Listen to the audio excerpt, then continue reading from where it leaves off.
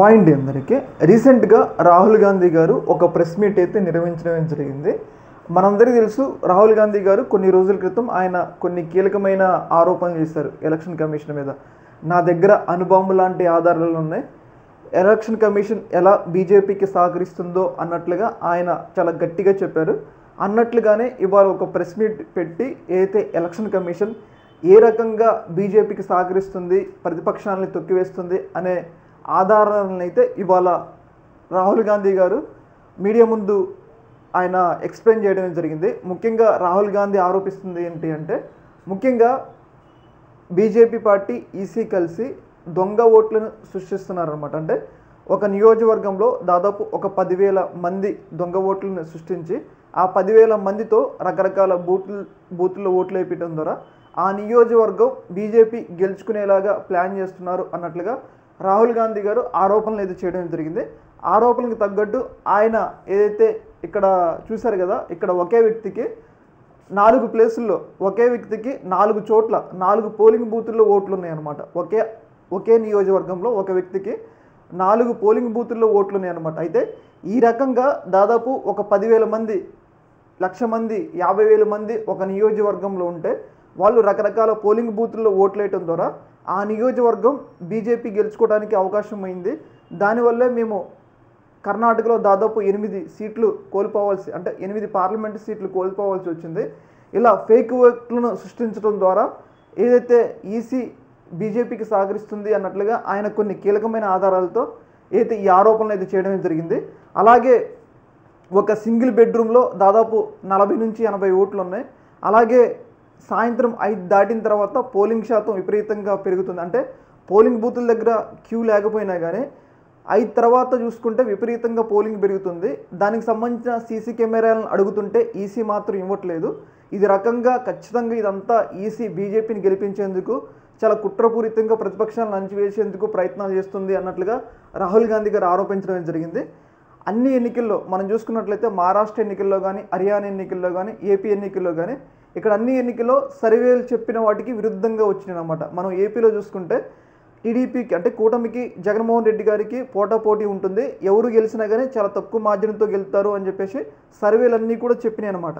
అయితే సర్వేలకు విరుద్ధంగా అక్కడ మనం చూసుకున్నట్లయితే జగన్మోహన్ రెడ్డి గారు చాలా ఘోర పరాజయం పాలయ్యారనమాట.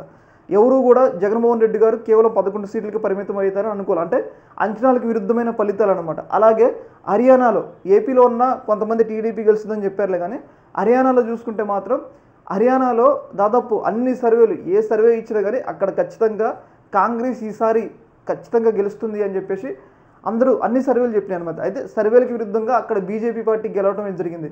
మహారాష్ట్ర, హర్యానా, కర్ణాటక ఇలా ఎక్కడైనా కానీ బీజేపీకి ఎలక్షన్ కమిషన్ సహకారం వల్లే ఇలా ఫేక్ ఓట్లు సృష్టించడం ద్వారానే ఇలా ప్రతిపక్షాలను అణచివేస్తున్నారు. ఒక రకంగా ఆయన బీజేపీ మీద యుద్ధం అయితే ప్రకటించడం జరిగింది. మరి ఈయన ఆరోపణలకి ఎలా ఎన్నికల కమిషన్ రిప్లై ఇస్తుందో మనమైతే చూడాలి. ముఖ్యంగా వైసీపీ వాళ్ళు కూడా ఈ అంశాన్ని చాలా బలంగా ప్రజల్లోకి తీసుకెళ్తున్నారు.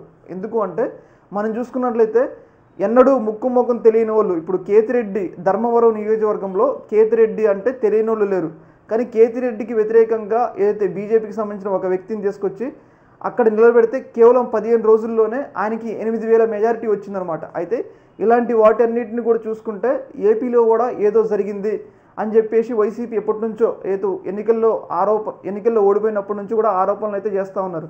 ఇలాంటి సందర్భంలో రాహుల్ గాంధీ చెప్పినట్లు ఏపీలో కూడా ఇలానే జరిగిందా అన్న అనుమానాలు అయితే వైసీపీ వాళ్ళు చాలా పెద్ద ఎత్తున వ్యక్తం అయితే చేస్తున్నారు.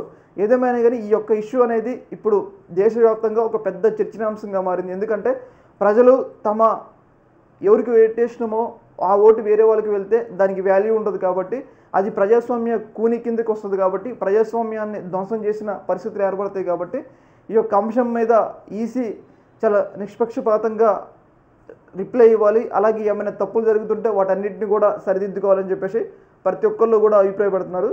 ఈ యొక్క ఇష్యూలో ముఖ్యంగా వైసీపీ కూడా చాలా గట్టిగా ఇన్వాల్వ్ అవుతుంది. ఎందుకంటే వాళ్ళకు కూడా నష్టం జరిగింది కాబట్టి. మరి జగన్మోహన్ రెడ్డి గారి స్పందన, వైసీపీ నేతల స్పందన ఎలా ఉంటుందో చూడాలి. ఏదేమైనా కానీ రాహుల్ గాంధీ గారి ఈ ప్రెస్ మీట్ అనేది చాలా పెద్ద ఎత్తున దేశవ్యాప్తంగా వైరల్ అయితే అయింది. ఒకే వ్యక్తికి కర్ణాటకలో ఒకే వ్యక్తికి 4 చోట్ల ఇలా ఓట్ల వల్ల నియోజకవర్గానికి 10,000 ఓట్లు, ఆ 10,000 మంది 4 ప్లేస్లో ఓట్లు వేస్తే ఆటోమేటిక్గా ఆ నియోజకవర్గం ఎవరు గెలవాలనుకుంటే ఈ ఫేక్ ఓట్ల ద్వారా గెలిపించుకోవచ్చు. ఇదే ప్లాన్ని పక్కాగా బీజేపీ, ఈసీ కలిసి అమలు చేస్తుంది అన్నట్లుగా రాహుల్ గాంధీ ఆరోపించడమే జరిగిందనమాట. చూడాలి మరి ఈ యొక్క అంశం అనేది ఏ వెళ్తుంది అనేది. ఈ యొక్క అంశంలో మీ యొక్క అభిప్రాయం కింద కామెంట్లు తెలియజేయండి. ఓకే మరి, థ్యాంక్ యూ.